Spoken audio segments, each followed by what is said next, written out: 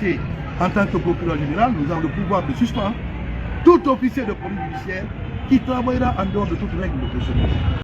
Le procureur général, après la cour d'appel de Conakry, a poursuivi, selon dit, sa mission d'inspection au niveau de la direction centrale de la police judiciaire et de certains commissariats centraux de la capitale.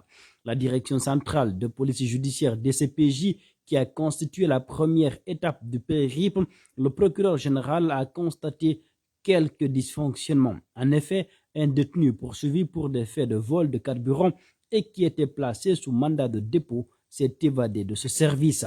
Au niveau du commissariat central de Kaloum, situé à quelques mètres de là, ce sont 3 autres détenus qui ont pris la poudre d'escampette la nuit d'hier dimanche.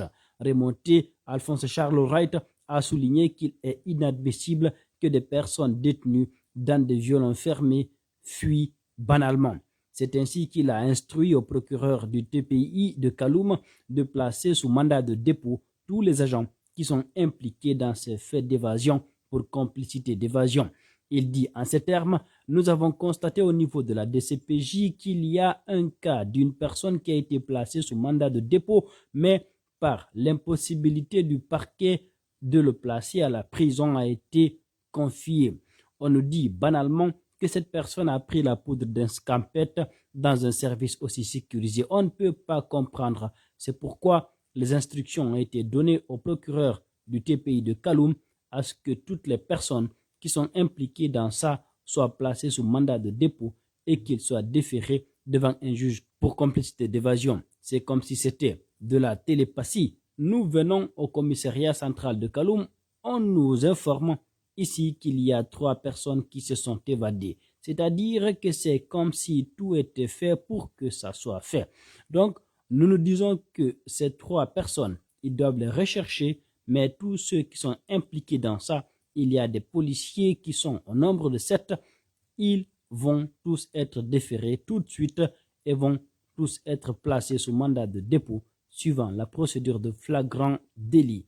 Ils seront placés devant le juge pour qu'il donne leur version des faits dans le respect strict des droits sacrés à la défense, a-t-il longuement expliqué sur nos confrères de mosaicguinée.com. Parlant des sanctions que ces agents encourent, Charles Wright précise que ce sont des sanctions qui vont dans le sens de la peine d'emprisonnement. Les sanctions vont dans le sens de la peine d'emprisonnement qui va aller jusqu'à 1 an ou 2 ans, et je suis ferme là-dessus, c'est la peine d'emprisonnement qui sera requise, a-t-il lâché.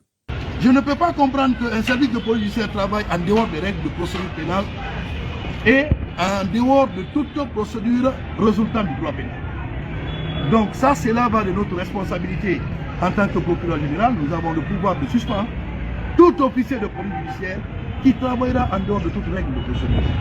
Et ça va continuer. On vient de nous apprendre qu'au niveau du commissariat central de Matoto, on est en train de laver les locaux de garde, des locaux disciplinaires. Tout le monde est en train de se mettre à jour. Il faut qu'on évite ça. C'est-à-dire qu'il ne faudrait pas que quand nous sortons sur le terrain, les gens se mettent plutôt à se conformer aux règles de procédure. On a beaucoup parlé. On a invité à des rencontres. Les parquets d'instance qui ne bougeront pas. Demain ou après-demain, nous aurons une rencontre avec les procureurs d'instance. Vous ne pouvez pas être un directeur d'enquête et que vous ne venez pas faire des inspections.